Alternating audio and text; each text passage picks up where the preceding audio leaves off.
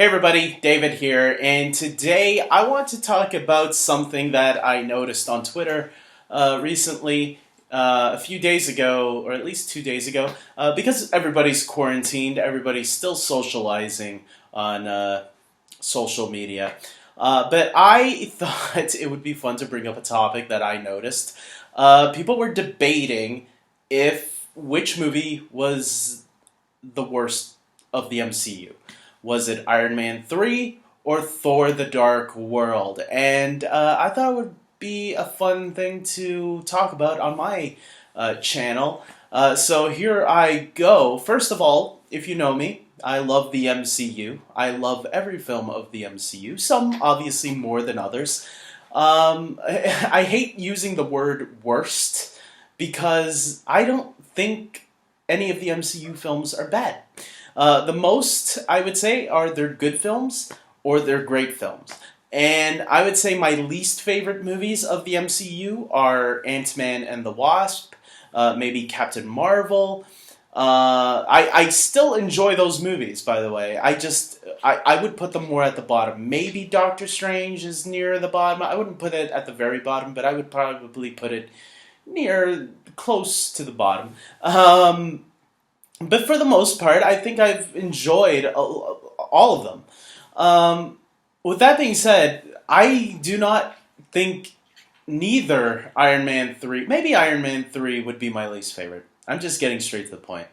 Yeah, and that might shock a lot of people because I know, Thor the Dark World has the lowest rating on Rotten Tomatoes. Well, I don't always agree with the critics, and I think Thor the Dark World is actually a really underrated movie. Now, a lot of people are going to say, what, really, David? Come on. Yes, I think Thor the Dark World is underrated. A lot of people, when the first Thor movie came out, which a lot of people admit, the first Thor movie was a really good movie.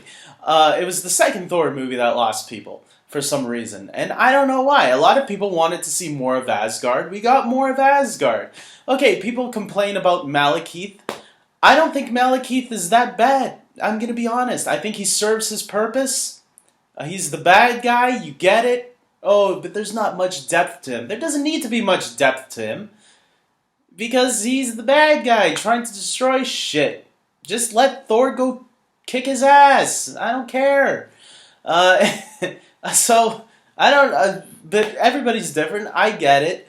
Loki is still there, and he makes the movie really enjoyable. I love the Loki and Thor relationship, and at least we get a lot of that, which is great for me. I don't know why it's not great for a lot of other people. We get a little bit of Thor's mom having a relationship, sort of, with her son. I was going to say her father, but yes, it's her son. And you know what? It was sad when she was killed off. People say, oh, nobody ever dies in the MCU. And then when Frigga dies, everybody forgets about Frigga. Maybe she was a little bit of a forgettable character. It's like, oh yeah, that character. But maybe now, with Avengers Endgame, maybe people are like, because those scenes were great in Avengers Endgame, maybe now people look back at that movie and say, oh, Frigga, that's when you died. Because now that scene is very important, or that movie is very important now, because Frigga is in it, and that's when she dies, and that's why Thor gets fat, or one of the many reasons. Look, I think people are way too harsh on Thor the Dark World. Yes, Kat Dennings, her jokes are hit and miss. I think she has a few jokes that hit for me. Like the part where, the guy throws the keys down and she asks, were those the keys for the car? And that joke makes me laugh whenever she says it. So, I think there's some misses, yes, but, you can't hit every joke. I will say the weakest part is definitely the Natalie Portman, Chris Hemsworth chemistry. Jane Foster clearly has no chemistry with Thor. So maybe, look, they dropped it for Thor Ragnarok. Maybe Taika Waititi finally has a way of how to make it work. I think he's bringing Natalie Portman back because she's not going to end up with Thor still in the next movie. I think she's going to end up with Valkyrie. It would be an interesting twist. People are expecting Thor and Jane Foster to get back together just because she's coming back in the next movie. I don't think so. I think she's going to end up with Valkyrie. And people are going to be like looking back at my videos when I talk about Thor, Love and Thunder, or anything regarding Natalie Portman and her character, and realizing, holy shit, David was right. So favorite this video on your favorite list, whatever. You'll see when Thor: Love and Thunder comes out. I'm going to be right about that. With that being said, Iron Man 3, I think it's a good film. I get why a lot of people get angry with it because the Mandarin twist. But I think Robert Downey Jr.'s chemistry with the kid works really well. They play off each other really, really well in that film. Gwyneth Paltrow, especially as well. Robert Downey Jr. with Gwyneth Paltrow. Okay, it has some weaknesses, like not enough Rhodey. I feel like Don Cheadle was shafted in that movie. He shows up in the beginning, but then he disappears for most of it until the end, till the last third of the movie. But I mean, it's a cool Iron Man movie. I didn't see anything wrong with it. I didn't see, and I mean, you took out the AC/DC music. That was the only thing that was missing. But for me, anyways. Other than that, I still thought it was a worthy Iron Man movie. At least they tried to change things up. It wasn't like another movie where the bad guy gets armor at the end and fights Tony. It's like, no, they had people that had fire powers. It's like, what?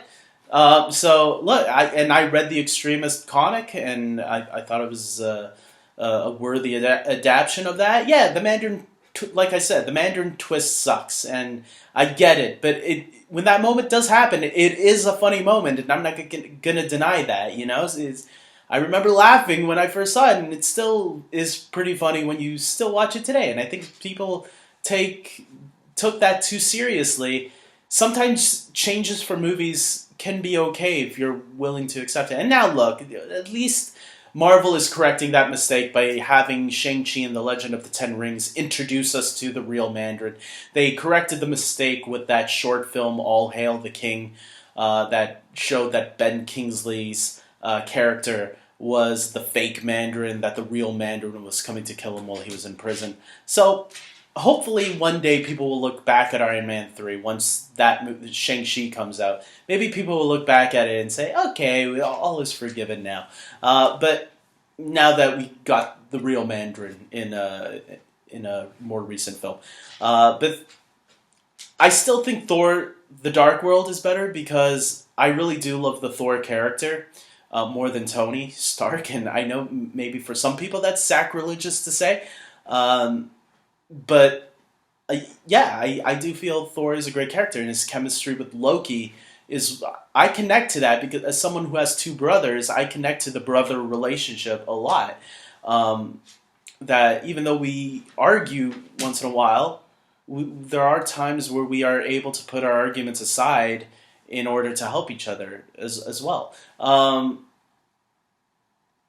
I do. Yeah, the Thor movies I've always enjoyed more than the Iron Man movies in general. And look, I don't care if people look at me weirdly and say, that's weird, man. Iron Man 1 is fantastic. It is a great movie. I'm not denying that, but I just like the Thor movies more. I like the grand scale of it all. And, you know, I like the combination of the Earthbound stuff with the Norse mythology aspect to it. I think it's pretty cool. And look, I never thought I'd say it. If you told me when I was younger that, David, one day you're going to love the Thor character, I'd be like, who's Thor? And what? There's a Thor, Marvel version of Thor?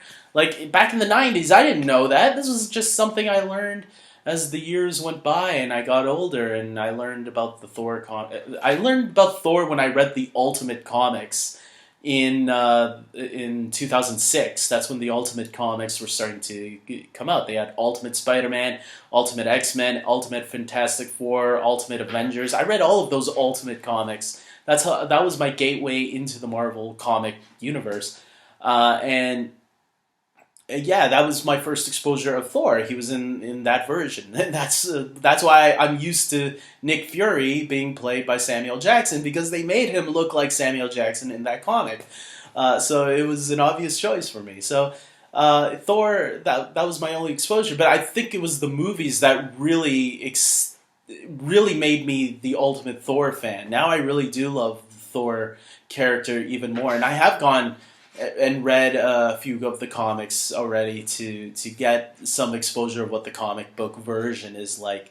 So, and I think it also has to do with Chris Hemsworth being very charismatic. And Tom Hiddleston. You can't rule him out too. I think he is what makes the Thor movies. That's why Thor Love and Thunder is going to be really interesting, because we might not have Loki in that movie depending on where the Loki series goes. So yeah, Thor The Dark World is the movie that I actually prefer over Iron Man 3. It might be an interesting choice for a lot of people, but it's my choice. And comment below, guys. I know everybody has a different opinion on this.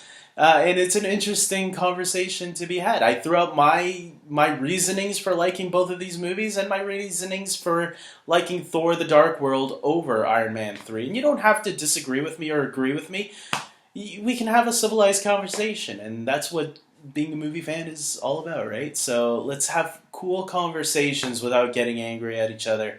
So far, I think this whole situation going on in the world right now is easing people a little bit, and I hope it continues, because I want the world to be a better place. I want us to be nicer to each other and have, good conversations. That's the good, the positive thing we can all have. No more hatred. So with that being said, until next time, everybody, take care.